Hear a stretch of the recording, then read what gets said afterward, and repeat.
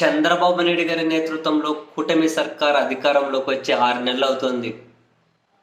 ఈ 6 నెలల్లో ఏ సీరియస్ సమస్యకు వాళ్ళు పరిష్కారం చూపించారో అర్థం కావట్లేదు.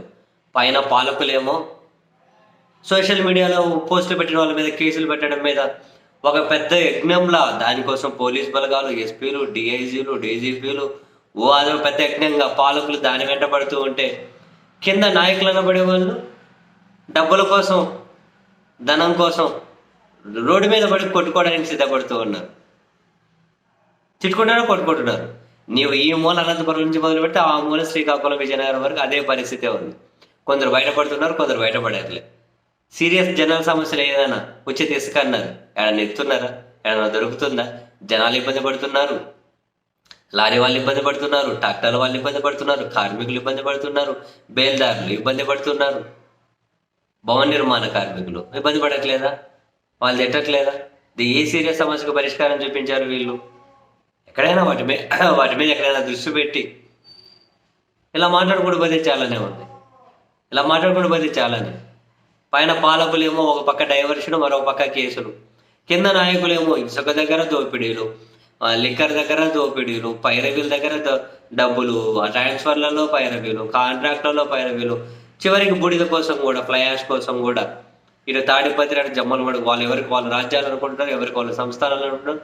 రోడ్డు మీద పడి వాళ్ళు వీళ్ళు అనుచరులు ఏర్పాటు చేసుకోవాలి, వాళ్ళని మేపుకుంటూ పోవాలి. వాళ్ళు రోడ్ల మీద పడి ఈ బరి తెగింపులు, ఈ కథలు. ఒక డెమోక్రటిక్ కంట్రీలో ప్రభుత్వాలు బ్రహ్మాండంగా పాలించుకుంటూ వెళ్తే, ప్రజా సమస్యల మీద రోడ్లు ఎక్కాల్సినటువంటి ప్రజాప్రతినిధులు, ప్రజా సమస్యల మీద దృష్టి పెట్టాల్సిన ప్రజాప్రతినిధులు రోడ్లు ఎక్కుతున్నారు కొట్లాడుకోవడం కోసం, రోడ్లు ఎక్కుతున్నారు దోపిడీ కోసం, రోడ్లు ఎక్కుతున్నారు డబ్బుల కోసం. ఏడా ఇన్ని జరిగిన తర్వాత ఏమో పైన ముఖ్యమంత్రి గారు చాలా సీరియస్, మీరు ఇద్దరు రండి వాళ్ళకి చెప్పండి అది ఇది అని. వాళ్ళ పత్రికల్లో ఏమో పతాక శీర్షికల్లో సీఎం గారు చెప్పారని. సీఎం గారు ఇప్పటికి చాలా చెప్పారు. యాది సెట్ అయింది, ఎక్కడ సెట్ అయింది, ప్రభుత్వానికి చెడ్డ పేరు వస్తుంది, ప్రతి దాంట్లో వేలు పెట్టకండి అని చెప్పి సీఎం గారు 4 రోజుల కిందటే చెప్పారని ఇంతలో అక్షరాలతో హెడ్డింగ్లు వచ్చాయి. మరి అట్లా చెబితే మరి ఇప్పుడు ఏమైంది?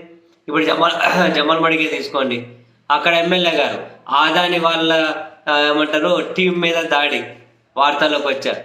అది మర్చిపోకముందే సీఎం రమేష్, రిత్విక్ కన్స్ట్రక్షన్స్ వాళ్ళ మీద దాడి వార్తల్లోకి వచ్చారు.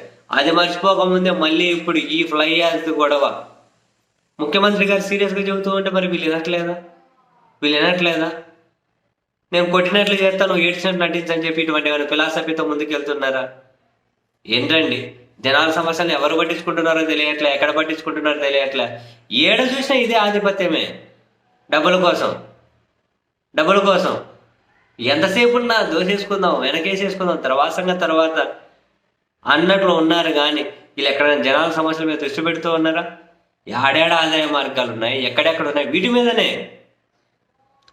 రాజకీయాన్ని వ్యాపారం చేయడం కాదు, దాన్ని మించి మరింతగా చివరికి రాజకీయంగానే మాఫియా అనే పరిస్థితి వస్తుందేమో రాబోయే రోజుల్లో.